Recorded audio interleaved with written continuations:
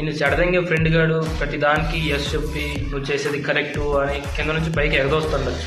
కానీ నీ కోసం నీ గురించి ఆలోచించే ఫ్రెండ్ గాడు కొన్ని విషయాలకి నో చెప్తాడు. ఎందుకంటే రేపన్న రోజు నువ్వు బాధపడకూడదని. ఎస్ చెప్పేవాడే కరెక్టు, నో చెప్పేవాడు రాంగు అని ఎరుపు కథలు దెంగుకుంటాను నేనని నువ్వు అనుకుంటే అది నీ లైఫ్లో నువ్వు కోల్పోయిన రోజు నువ్వు మళ్ళీ తిరిగి తెచ్చుకోలేని రోజు ఒకటంటూ వస్తుంది. సో నీ మంచి కొరకు చెప్పే ఫ్రెండ్ అయినా కావచ్చు, నీ రిలేషనే కావచ్చు, ఏదైనా అవ్వచ్చు, ఒకసారి ఆలోచించు. ఎస్ చెప్పేవాడు ప్రతి ఒక్కరు నిన్ను సపోర్ట్ చేస్తున్నాడని కథలు దెంగకు. ఏదో ఒక రోజు నిన్నే దెంగేస్తాడు.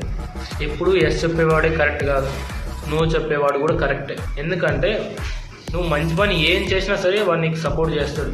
ఏదో కథలు దెంగుతాను అంటే మాత్రం వాడు నో అనే చెప్తాడు. నిన్ను పుట్టించి నీ తండ్రి కూడా అదే చెప్తాడు. నువ్వు ఎన్ని ఎరుపు కథలు వేషాలు వేసినా సరే కొన్ని విషయాలకి నో చెప్తాడు. నిన్ను పుట్టించిన నీ తండ్రి కూడా. అర్థమైందా?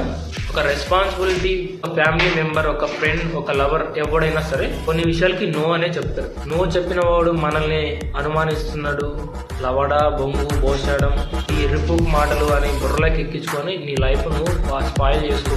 నీలో నీ ఫ్రెండ్స్లో బుద్ధలో దమ్ము ఉంటే నువ్వు ఇలా తయారయ్యే మనిషివి కాదు.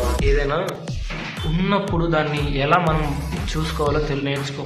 ఏదైనా నీ చేతిలో ఉన్నప్పుడు ఎలా దాన్ని నువ్వు రెస్పాన్సిబిలిటీగా చూసుకోవాలి, దానితో నువ్వు ఎలా ఉండాలో తెలుసుకో. కథలు దింగి నువ్వు కాటికి పోతానంటే ఎవడు ఆపలేడు మావానే. Thank you for being like this, for everything. Love you so much. Don't do that ఎర్రిపుక్ థింగ్స్. మనోళ్లే కదా మాట చెప్తే మారుతారనుకున్నా, కానీ భయం అంటే ఏంటో తెలియని మృగాలుగా మారిపోయారు.